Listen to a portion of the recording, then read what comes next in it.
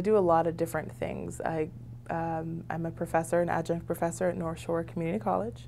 I teach race, class, and gender, school violence, and I'm developing a course for the fall called Media and Crime.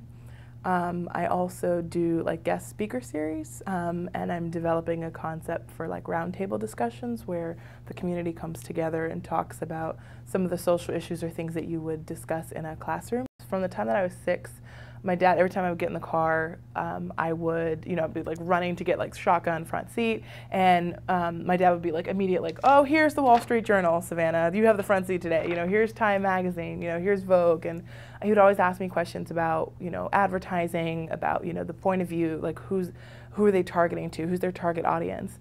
And from literally the time that I was 6, I was always interested and introduced to media, my parents being in the entertainment industry as actors, as producers, as directors, models, and so on and so forth. So I just kind of got exposed to just how big media was. And then when I was 13, I went through a very traumatic experience, like health-wise, from a basketball injury, and I was kind of like ostracized a little bit. I gained a lot of weight, and from sort of being on like the outskirts as someone who was not like everyone else and not normal, so to speak, even though I was already an African-American student at a predominantly white Jewish like school, it never really hit me until I had basically, sort of become handicapped or disabled, like how people are treated differently. And so I just ended up in diversity programs, just learning about different people, and it struck so many chords with me just because I had felt, all these different types of, marginalization type things that happen to people that are different. And so it sort of inspired this like lifelong passion to understand people from different perspectives and from different countries and from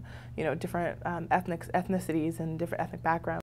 My end goal as a college senior was to change the world, and essentially it's not changed. I really have that drive to kind of get people to think differently about the world, and I would love to be in a position where I do this all the time. For me, it really stems from like a very biblical place, a very spiritual place, in the sense that like you love your neighbor as yourself. Like that's something that I wholeheartedly appreciate.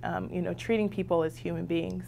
I think that so often when we're entrenched with media and we're seeing television and we're hearing, listening to music, or we're hearing about on the news, these people being affected by this, we've become very disconnected. And I think that by having these sort of like roundtable discussions and getting people to understand that you may see me on the outside and you may see someone who is really passionate about art, or passionate about politics or something like that, but you just kind of see them as just a coworker, a classmate, even someone who's like you're intimate with. You just kind of see them as very surface level. I came across a quote when I was deciding about whether or not I should leave this like amazing job in television and then go back to school.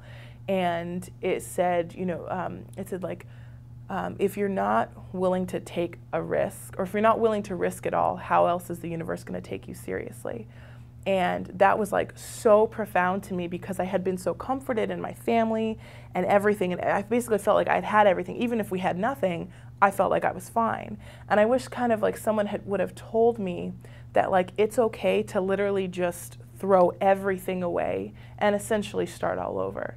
Because had I not really, at 24 again, like it happened at 24, and I guess it was like it happening when I came to Boston too, just literally just getting rid of everything and just starting over. But I wish probably, at a younger age, someone would have said, it's okay if everything goes to complete crap, just because that you're at the drawing board now, and you can create something that's more profound, and you've got all these lessons, that you can take with you to create that masterpiece.